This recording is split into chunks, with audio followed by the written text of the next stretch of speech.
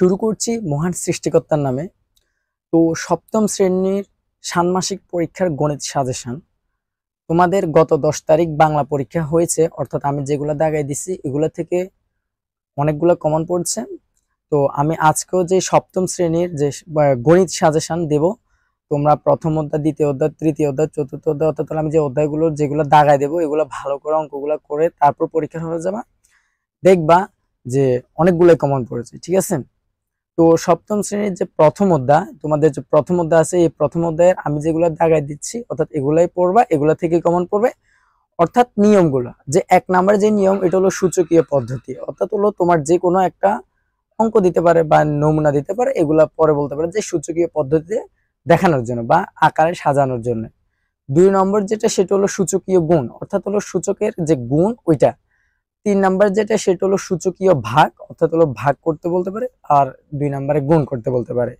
তারপর 4 নাম্বার যেটা, সেটা হলো পৃথিবী থেকে সূর্যের দূরত্ব ও আলোর গতিবেগ এই সূচকের সাহায্যে প্রকাশ। অর্থাৎ হলো তোমাদের বইয়ে আছে যে পৃথিবী থেকে সূর্যের দূরত্ব ও আলোর গতিবেগ, অর্থাৎ হলো এগুলোকে সূচকের সাহায্যে প্রকাশ করতে বলা হয়েছে। অর্থাৎ এই দুইটা না থেকে অন্য যে কোনো কিছু থাকতে পারে, অর্থাৎ হলো দুইটা দূরত্ব, অর্থাৎ হলো কোনো কিছুর গতি, কোনো কিছুর এইগুলাই, অর্থাৎ হলো যে কোনো কিছুর স্পিড বা গতিবেগ, আর একটা হলো কোনো কিছুর দূরত্ব, অর্থাৎ হলো একটা গাছ থেকে অন্য একটা গাছ, একটা মাইল ফলক থেকে অন্য একটা মাইল ফলকের দূরত্ব, এটা দূরত্ব থেকে আসতে পারে, যেটা কি তোমাকে অবশ্যই বলতে পারে যে সূচকের সাহায্যে প্রকাশ করতে। ঠিক আছে? তারপর 5 নাম্বার যেটা, সেটা হলো ডায়াগ্রাম সমাধান। অর্থাৎ হলো তোমাদের বইয়ে একটা ডায়াগ্রাম আছে, মনে করে দেখো, কিছু গুণ আছে, কিছু ভাগ আছে, ভাগ প্রক্রিয়া, গুণ প্রক্রিয়া, ওইটা একটা চিত্রের মাধ্যমে আছে, নকশা মতো, ওইটা ভালো করে দেখে যাবে। অর্থাৎ ওইরকম একটা দিয়ে বলতে পারে এটা সমাধান করো। ঠিক আছে?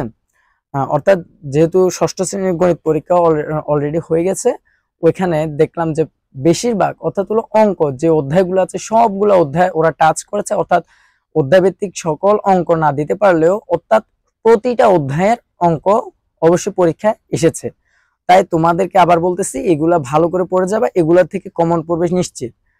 তারপর তোমরা দ্বিতীয় অধ্যায় যেগুলো ভালো করে দেখবা, যে দ্বিতীয় অধ্যায়ের 1 নম্বর যেটা, সেটা হলো বর্গ। বর্গ তোমাকে অবশ্যই করা জানতে হবে সূত্রের সাহায্যে। হ্যাঁ, এরপর দ্বিতীয় হলো ঘন, 3 নম্বর আয়তন, 4 নম্বর সরলীকরণ ও 5 নম্বর সংখ্যা রেখা। তারপর 6 নম্বর আয়তাকৃতি ও বর্গাকৃতির ক্ষেত্রফল ও পরিসীমা। তারপর 7 নম্বর হলো গুণফল নির্ণয় করা। সর্বপ্রথম বর্গ। বর্গর সূত্র যেটা, দুইটা আছে বর্গের সূত্র, ওই দুইটা ভালো করে দেখে নিবা। হ্যাঁ, তারপর আরেকটা হচ্ছে ঘন, ঘনকের টোটাল 3টা আছে, হ্যাঁ 3টা দেখে নিবা। তারপর আয়তন আছে, সরলীকরণ তোমাদের বইতে যেগুলো আছে এগুলাই করবা ভালো করে। আয়তনের যে চিত্র আছে, চিত্রের সাহায্যে যে আয়তন করতে বলছে ওইগুলো ভালো করে তোমরা শিখে নিবা। দৈর্ঘ্য গুণ প্রস্থ গুণ উচ্চতায় সূত্রটা ভালো করে মুখস্থ বা জেনে যাবা।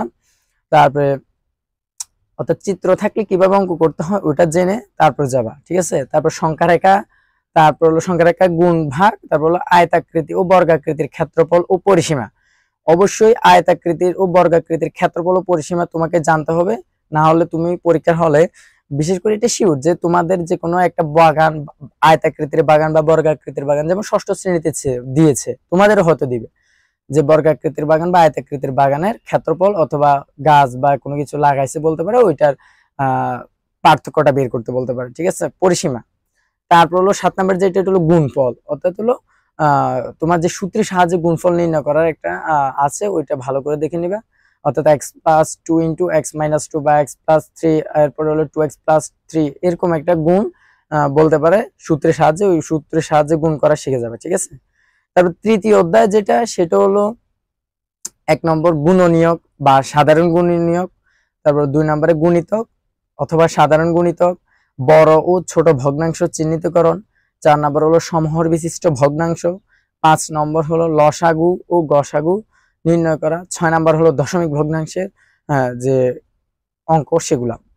অর্থাৎ তোমাকে অবশ্যই গুণনীয়ক এবং সাধারণ গুণনীয়ক গুলা বের করা শিখে রাখতে হবে, না হলে তুমি পরীক্ষার হলে পারবে না। অর্থাৎ হলো গুণনীয়ক হলো কোন কোন সংখ্যা দ্বারা কোন কোন অঙ্ক বা সংখ্যা দ্বারা একটা সংখ্যাকে ভাগ করা যায়, সেটা হলো গুণনীয়ক। আর গুণিতক হলো সহজ কথা যেটা, সেটা হলো নামতা।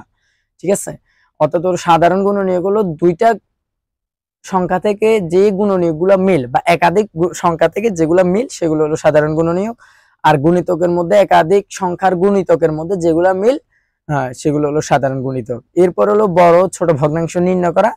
4 নম্বর হলো সমহর বিশিষ্ট ভগ্নাংশ নির্ণয় করা, অর্থাৎ হলো হরগুলা সমান থাকবে, অর্থাৎ লসাগু বের করে হরগুলাকে সমান করা। তার 5 নম্বর যেটা লসাগু ও গসাগু নির্ণয়। তোমাদের যে গুণনীয়ক ও গুণিতকের মাধ্যমে গুণনীয়ক ও গুণিতক নির্ণয় করার মাধ্যমে লসাগু গসাগু নির্ণয় করা, এটা দেখে নিবে। তারপর দশমিক ভগ্নাংশ, ঠিক আছে। তারপর চতুর্থ অধ্যায় যেটা, সেটা হলো 1 নম্বর যেটা, সেটা হলো অনুপাত। অর্থাৎ হলো তোমাকে অনুপাত, লঘু অনুপাত, গুরু অনুপাত, ব্যস্তানুপাত, মিশ্র অনুপাত, অনেকগুলো অনুপাত আছে, সবগুলো অনুপাতের অঙ্ক দেখে নিতে হবে মাস্ট। যেমন তোমার ষষ্ঠ শ্রেণীতেও ছিল যে দুইটা সংখ্যা দিয়ে বলছে এগুলাকে, অর্থাৎ হলো অনুপাতে আকারে সাজাইতে, ঠিক আছে। তো তোমাদেরকে হয়তো আরেকটু কঠিন দিতে পারে, যেমন বলতে পারে অনুপাত দিয়ে বলতে পারে যেগুলোকে অনুপাত আকারে সাজাও। এরপরে বলে দিতে পারে যে এগুলো কোন ধরনের অনুপাত, কি লঘু অনুপাত, গৌর অনুপাত, না অনুপাত, অর্থাৎ অনুপাত বলতে পারে কোন অনুপাত, এটা লিখতে বলতে পারে, ঠিক আছে।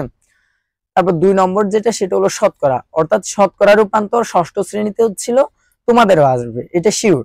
ষষ্ঠ শ্রেণীতেও ছিল, তোমাদেরও আসবে। এরপর হলো ঐকিক নিয়ম, দলগত কাজে দিয়েছিল ষষ্ঠ শ্রেণী, যেটা দলগত কাজের মধ্যে দিয়েছিল ঐকিক নিয়মের অঙ্ক, তো তোমাদের ঐকিক নিয়মের অঙ্ক দিতে পারে। 4 নম্বর যেটা, সেটা হলো সমস্যামূলক অঙ্ক, অর্থাৎ তোমাদের বইয়ে অনেকগুলো সৃজনশীল আকারে সমস্যামূলক অঙ্ক আছে, সেগুলো ভালো করে দেখে যাবা। অর্থাৎ যদি দেখে যাও তাহলে তোমার কমন পড়বে, অর্থাৎ হলো ভালো একটা রেজাল্ট করতে পারবা, ঠিক আছে। তো তোমাদের এই যেগুলো দিয়েছি সেগুলো ভালো করে দেখে যাবা, যেমন প্রথম অধ্যায়ের এগুলা দেখে যাবা, তারপর দ্বিতীয় অধ্যায়ের এগুলা, তারপর তৃতীয় অধ্যায়ের যেগুলা, হ্যাঁ এই যেগুলা দিচ্ছি এগুলা, তারপরে চতুর্থ অধ্যায়ের এগুলা। হ্যাঁ, তো এগুলো ভালো করে দেখে গেলেই তোমরা ভালো একটা রেজাল্ট করতে পারবে। তো দেখা হচ্ছে আগামী কোনো ভিডিওতে। ততক্ষণ ভালো থাকবে, সুস্থ থাকবে, আর অবশ্যই আমার ইউটিউব চ্যানেলটিকে সাবস্ক্রাইব করে রাখবা।